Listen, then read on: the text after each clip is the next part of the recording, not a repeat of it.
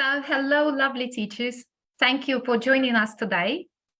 We hope you've recharged your batteries, made unforgettable memories, and are excited about the coming new year.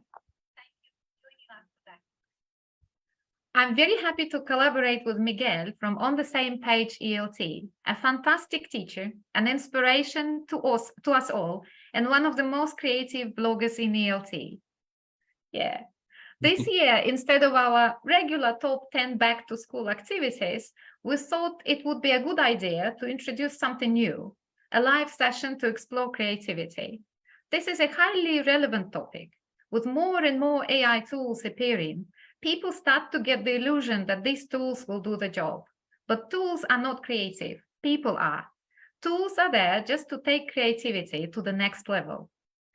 We've planned to make this session as practical as possible and provide some interesting ideas to inspire you to create something new or revamp your materials. During the live stream, please leave your questions below the video. We will try to answer them after the live stream. And now it's over to you, Miguel.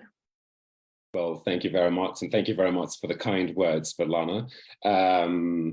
So we are going to first start the session by going over some characteristics that make our materials, the materials we use in the classroom, that we create for the classroom, the most creative. And then we'll move on to the different digital tools that can make those materials, help us make those materials even the most creative. Thank you so very much for joining us, by the way. Let me share the presentation, which I don't seem to, okay, here.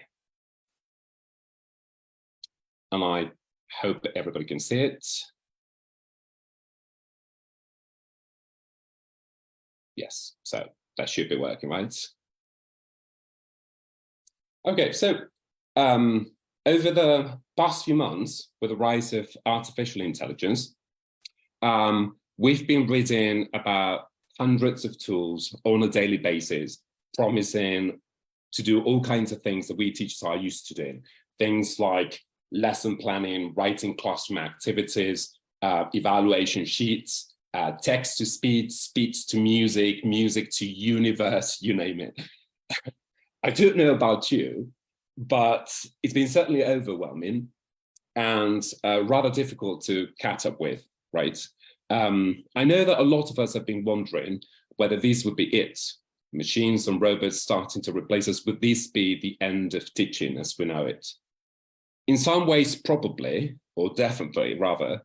But it's also true that when you look at the whole picture, at least at this point, we should think that it's the most humanistic part of education that will prevail. And creativity is at the center of this. Now, if we think of creativity as the use of imagination or original ideas to create something, something that is practical or useful, right? We could be very innovative, but for instance, lack the tools or the technology to carry it out. That wouldn't fall within the category of creativity. But if, as I say, we think of creativity in these terms, we know that, at least for the time being, we're the only ones who have the ability to think of outside the box and generate new ideas based on our feelings, our personal experiences, our relationships, the connections we make to come up with new imaginative and innovative ideas. And the tech tools we have will help us in this creative process. And we've got lots of options, as we said, and they'll actually help us be even more creative. That's the way we need to see them. But certainly, if we're going to use these tools just to make the same old robotic worksheets, then they're completely useless. So, looking at the materials we'll write for our groups of students, which is what this session is all about, how can we make them the most creative, innovative, different, unique?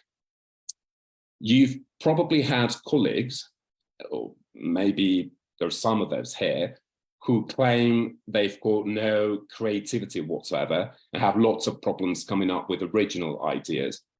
even understanding that this is something valuable in their teaching. So especially thinking of that sort of mindset, I've tried to come up with some elements, call them ingredients, if you like, to help make the tasks we design the most creative, at least help us on that road to creativity.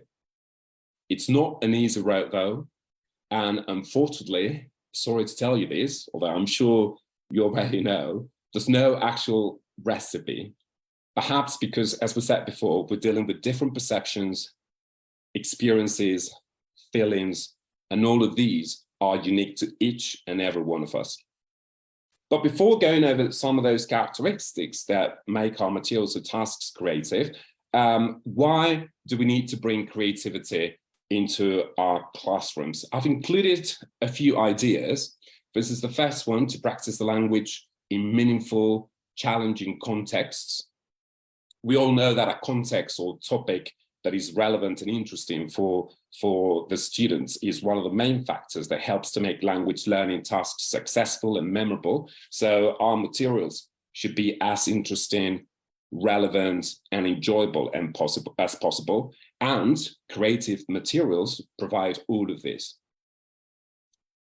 The second reason why we need to bring creativity to our classroom is to reach all kinds of students. We need to cater for the diversity in the groups of students that we teach. I teach teenagers at a secondary school. My groups of students, if I'm lucky, I may have 26, 27, but they're usually 28, 29, 30, 31. So there's a lot of, different interests and motivations in those groups of students, different performance levels, a variety of learning difficulties. As we will see later on, creative materials typically offer the flexibility that allows students to work at their own performance level. And a third reason I can think of is just to surprise our students. And introducing these elements of surprise will increase motivation levels and make our students pay more attention and get engaged in the task we're working on. There are probably some other reasons, and perhaps you would like to write any other reasons you can think of at this time in the comments, and we can have a look at them later, discuss them later. But these are definitely some of the most important ones, I think. So let's try to identify some common elements that can help us when writing materials or planning our lessons, and which are likely to lead us to something we would all recognize as creative. Sometimes there's one dominant element, and I'm going to go over 6 main features, 6 main characteristics, 6 main elements. But most of the times, it's a combination of these 6 elements, or some of these elements, that produce the most creative results. By the way, I've included some activities from my blog, which is OnthesamepageELT.wordpress.com. I'm not going to go into them into great detail, since the main idea is just to focus on these elements that help us make our materials creative. But if you want to check them later, you can check them in the blog, as I say. We would also assume that we know the level of our students, the learning objectives, specific learning objectives, the needs of a particular group of students as well, even the topic that we're going to cover, before thinking about all of these elements. So the first thing on this road towards creativity, mixing things that don't usually go together to make new and surprising situations. So things that are not connected, or that just don't belong together. These will usually generate fresh and surprising situations or contexts. Now, when people come across unexpected or unrelated combinations, these create a sense of cognitive dissonance. And these mental discomforts, if you want, makes our brains try to look for some sort of resolution, which leads to creative thinking and problem solving. These combinations also generate surprise, engaging our students and making the task more memorable and enjoyable. And they can elicit responses like humor, curiosity, intrigue, which again can enhance our students' engagement in the activity. Finally, it also requires students to tap into their creative abilities and imagination, which should help them generate unique and original ideas. Here, I've included a couple of activities. As I say, they're all from my blog, hitting the headlines on Roll and Explain. In activities like this, the first one is more expository. Students need to provide explanations for some crazy headlines. The second one, more narrative. They come up with certainly rather crazy stories, combining different unexpected elements. In activities like these, students come up with alternative scenarios that make them think in really imaginative terms. And what is really interesting when we create these sort of context is that language tends to flow very naturally. And the students are not thinking about the grammar point of the day or the week of the month, but they're mainly searching for the right words to convey the meaning in an efficient way. I also did this activity, which is a collaborative writing activity, and this would be like mixing together in the most literal sense. For this activity, I asked the students to transform everyday objects into something else. So the starting point, the initial part of the activity was not actually linguistic, it was rather creative, artistic, so to speak, using this combination of things, but it did affect the rest of the task tremendously, I'd say, because everybody was very much, paying attention to all the things that everybody in the group were bringing into the task, and that affected the collaborative writing in really creative ways. You can see some student samples on the blog as well. So our first element is combining two or more elements that typically have no association. The second one on this road to creativity would be offering challenges that are achievable. Now, when students are presented with challenges and challenges that are within their reach, it creates a sense of engagement and motivation. They push students to use and develop their language skills in new and complex ways. And they require students to think critically and problem solve. And of course, when students face challenges, we know they're more likely to remember and apply what they've learned, even notice those distinctive language features.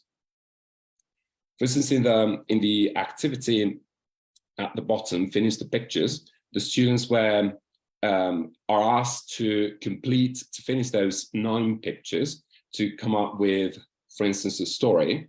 If it's an open task and you ask them just to finish those pictures, put them in the right order into sequence and then talk or write about it, they will usually go for a narrative type of text, since it's the type of text they're most familiar with, at least, teenagers. But what's interesting here is the introduction of constraints or limitations too. If you narrow it down a little bit and ask them to write, okay, you're going to finish these pictures so that they're going to be reflecting, illustrating a recipe, and then you're going to write the recipe, or you're going to finish these pictures so that you finally write an advertisement on a travel brochure, then by introducing these constraints, these limitations, and this is something that is very interesting, we will see that creativity levels rise, okay? And language production is going to be much more complex and much more detailed. So that's a very interesting aspect of introducing constraints. So mixing things together, offering achievable challenges. Let's go with the first one. Changing the traditional order, changing the way things are usually done, and experiments with these changing. This grabs the student's attention and engages the cognitive process, but it also helps them to think critically about the content as they analyze the new arrangement as they make connections and understand the rationale behind it. A change in the order of materials often requires learners to actively engage with the content to make sense of it. And this active involvement enhances comprehension and makes learning a more dynamic and memorable process. In the first activity, I included that worksheet based on a short story by Ray Bradbury, All Summer in a Day, which I decided to read from the end to the beginning. Of course, we can't do this with all sorts of short stories, but this one lent itself to it. Not sure if Ray Bradbury would be very happy about it, but it really worked. It worked a treat. Or the second activity, it's based on our son, Tom Steiner.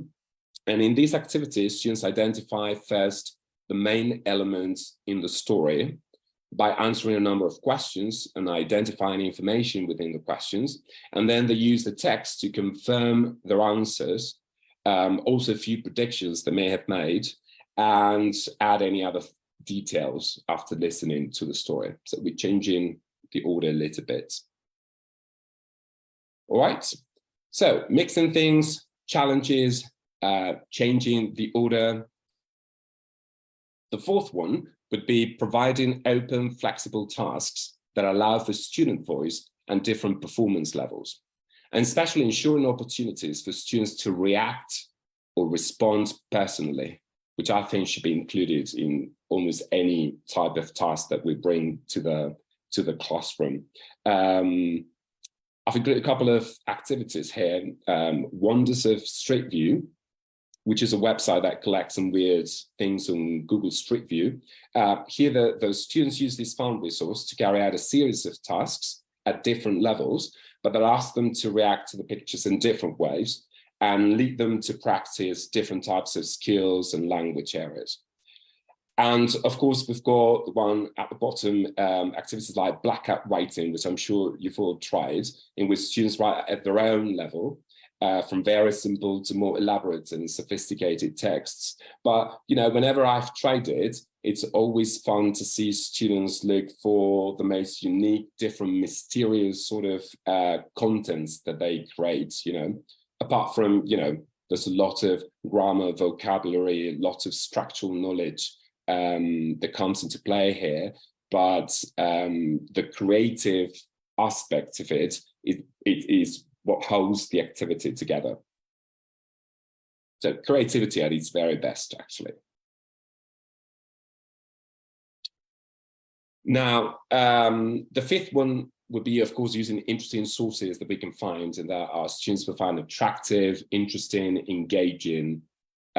This, of course, is going to depend on you know, your context, especially the age of your students. Mine are very much into, you know, teenagers' short films, comic strips, perhaps a painting. Sometimes we need to expose them to all kinds of things and things that they don't, that they're not familiar with, you know, so that we can surprise them, as we said. Even poems. This is the one I've included here, Bookshelves. That's a poem by Brian Bilston, which he was very, very kind to let me use it and publish it, share it on our blog. And the students used this poem, ended up using it as an inspiration for their own graphic poems about, you know, order and being messy. And after working on vocabulary related to order, and you know, there are some gems in there. Do make sure you check it, but you know, that's certainly inspiring. And the sixth one, and I'm about to finish, providing graphic designs that are relevant to the content and which help the students carry out the task. It's clear that visuals immediately capture attention and create an engaging learning environment, right? Well-designed graphics intrigue learners and motivate them to explore the content further, okay? The activity based on the song Fast Car mainly the graphics there, they reflect the content of the song, but and they actually let students know there's a path to follow, right?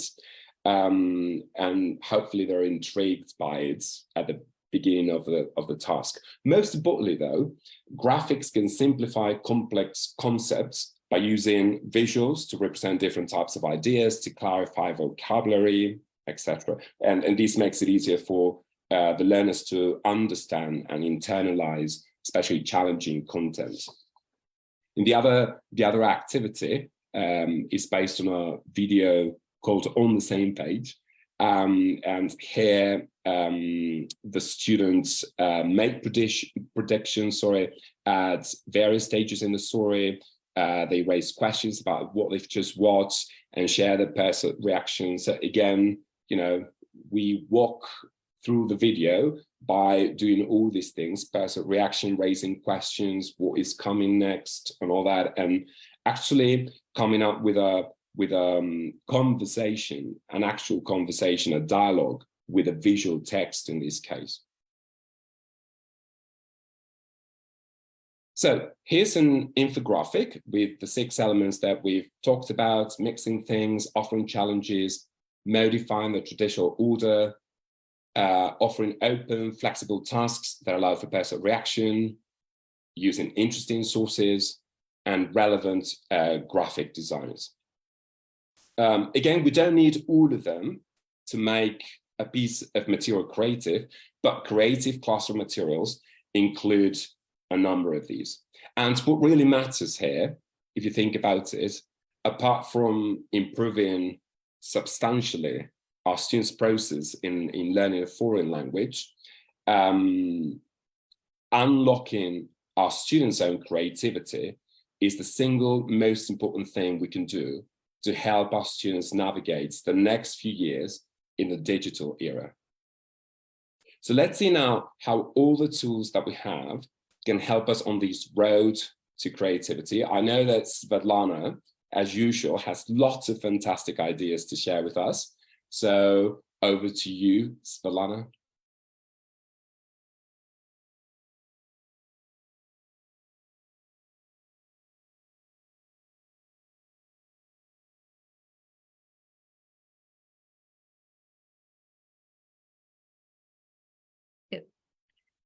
Now, in this part of our session, let's take a closer look at some options and design tools that could really come in handy and add a dash of creativity to our teaching materials and classroom activities.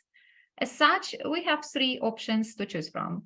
No or low prep activities. Such activities do not require much preparation or some additional materials. They are quick and easy. The second option is activities with materials designed by students. These are learner-driven activities, and this one is a real winner. It's when our students get all creative and design their own materials, such as worksheets or game boards. And oftentimes, it's on us to be the creative wizards. These are the activities for which we put together the materials ourselves. And these might be individual worksheets or full lesson plans, such as plans that Silvina from ELT Creative Ideas designs.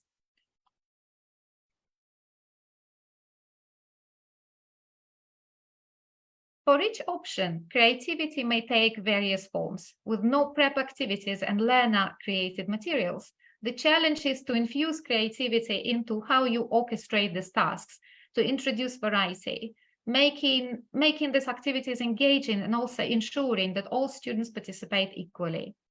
It's all about striking that perfect balance between structure and spontaneity, guidance and learners' autonomy and independence. Such activities require next to no resources, maybe a sheet of paper or a pack of post-it notes. I really like such type of low-resource activities. As an example, on my blog, I suggest 8 activities to kick off the new academic year.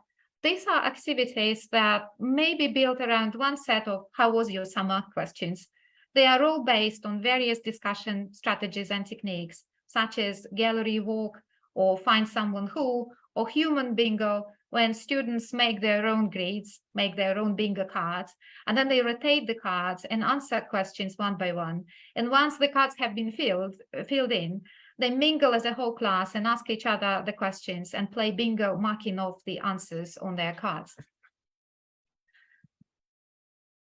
And of course, in many cases, we craft our own teaching materials or modify the activities that we are offered in the course book using various tools. Nowadays, there are so many tools available, including specific platforms for making quizzes and games. It's so easy to get lost, actually. Yet, there is no such a thing as an ideal tool. The finest tool for you depends on your demands and your budget.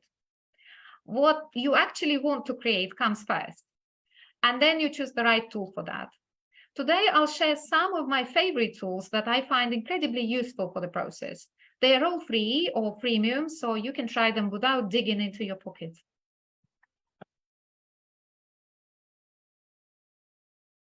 The main tool in my toolkit is probably Canva. It's one of the most versatile and useful tools. I've been using it for about 10 years now to create various designs for various purposes. With Canva, I've created such games as Spiderweb for phrasal verbs or Politer Meter, various infographics and posters for my blog, worksheets, presentations, and whatnot. And at the moment, we are actually streaming our presentations from Canva.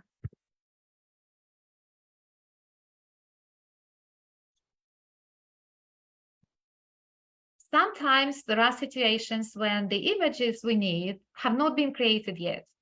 For this, we may use AI tools. Nowadays, with AI tools, we are able to create really cool images, not really being artists, which can save us a lot of time and help visualize our ideas.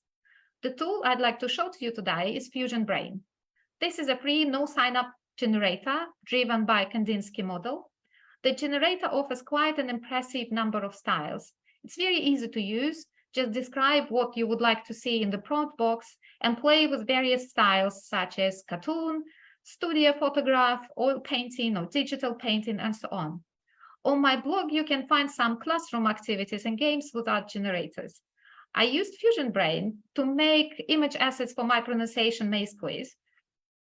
I wanted to keep the look of the original maze designed by Mark Hancock.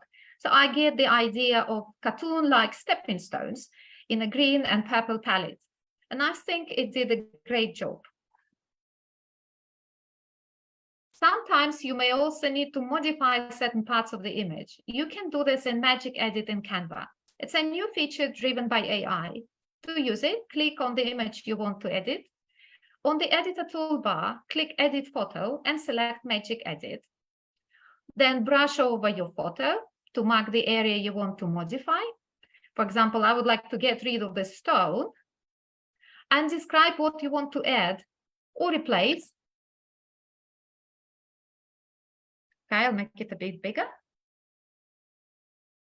Now we put in the description. For example, I would like to have a fairy tale cottage. Here, we can get some ideas. And then we click Generate. And after you click Generate, you will get 4 options to choose from. Okay. These are the 4 options that Magic Edit has generated for me. Then you can choose one of them, for example, this one. Or if you're not happy with the results, you can run the process again.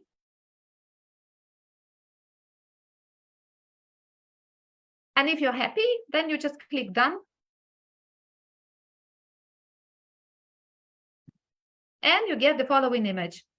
So now we have some magic in action. We have a nice fairy tale cottage. But there is one word of caution. Just as with any AI-driven tool, the more specific you are, the better the result will be. Probably, ideally, I should have introduced some more details that I would like to see. For example, a red tiled roof or something else, or a princess, or a unicorn next to the cottage. One more tool that I believe is absolutely invaluable for language teachers creating their own materials is 11 Labs. It's one of the best text-to-speech generators with fantastic features. You can clone real voices here or or check the voice library with synthetic voices created by users, or create your own voice with particular features such as gender, accent, age, tone, emotion, speed, and so on. For our session today, I generated a playful and energetic female voice that you will hear in just a bit.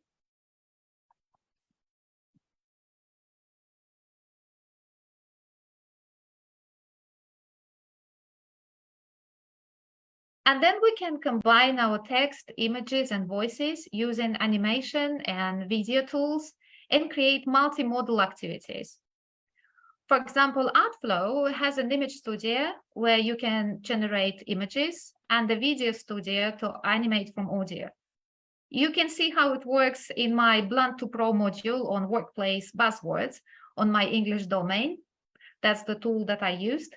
They also have a new feature which is called Story Studio. I haven't explored it yet, but I think it has a great potential to be introduced in the classroom as well, to create stories together with your students. Adobe Express, which is now free for general public, has just recently introduced a similar feature called Animate from Audio. And this one can be used with students. So that's the one that you need, Animate from Audio. You just need to choose a character.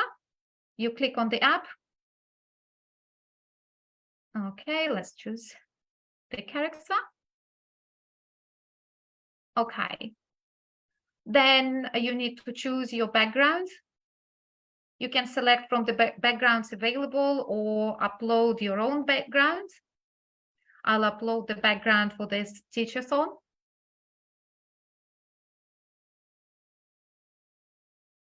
Good. Then we can adjust the character, position it the way we want. Then voice a script or use a recording. In this case, I will use the one that I made in 11 Labs with my synthetic voice. And then your animation will be automatically produced. You need to wait quite a bit. Roarsome greetings once again, my fossil-tastically awesome teachers. I hope you enjoyed our educational adventure today at the Teachathon. It's been a true pleasure sharing ideas and insights with you all. But guess what? The prehistoric fun doesn't have to stop here. I invite each and every one of you to channel your inner dino bruiser and get creative. Let's craft new back-to-school activities or revamp the existing ones. Share your innovative ideas with me and the ELT Creatives community. Together we can make teaching soar to new heights. Don't let your inspiration go extinct. Let's keep the fun and learning alive. Thank you for joining us today, and I can't wait to see your roaringly fantastic contributions. Until next time, and stay awesome.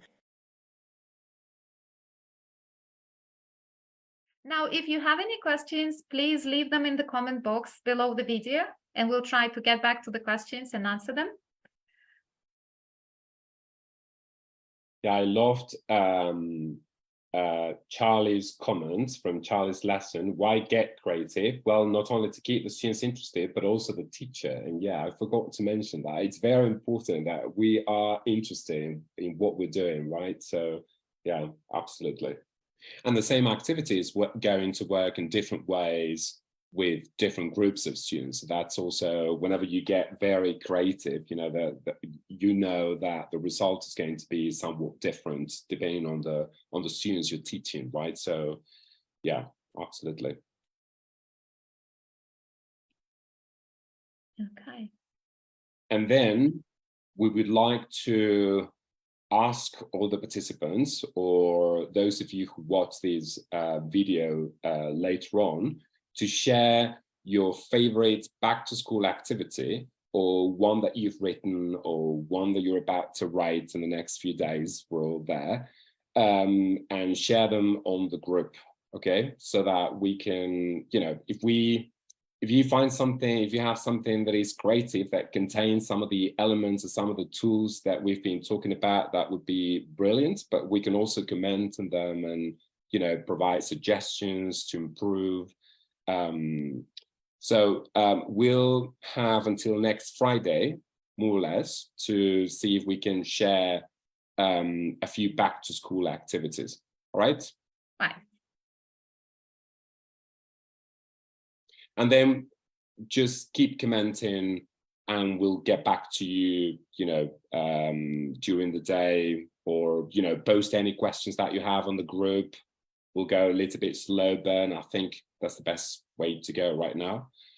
So, yeah. Okay. So the task is probably clear, right? So within the next week, if you come up with some creative activity or revamp the activity that you have, please post it in the group. And sharing is caring, right? Exactly. And okay. Yeah. Shall we wrap up? I don't see any questions, but probably later on there will be more questions that we will try to address. Feel free to comment, to get in touch with us. Any questions that you have, we'll be very excited to get back to you. Okay. Maria, there is one question from Maria, since we are still live. I will try to address it. Can we share a blog post we wrote? Absolutely. We thought of this group as some sort of creative springboard for ideas, for blog posts, because there are still bloggers in the blogosphere, not so many as there used to be in 2015, but there are still bloggers who share generously their ideas. So feel free to post your activities, blog posts, your videos, Charlie's lessons. Feel free to post your videos. They are absolutely creative and very helpful for teachers. Amazing. So, yeah. And Maria is one of the most creative bloggers we have out there. Thank you very much for your work and for all you write and all you share. I love all the posts she writes. Okay. So yeah, looking forward to your post. Okay, and I think we'll wrap up at this, right?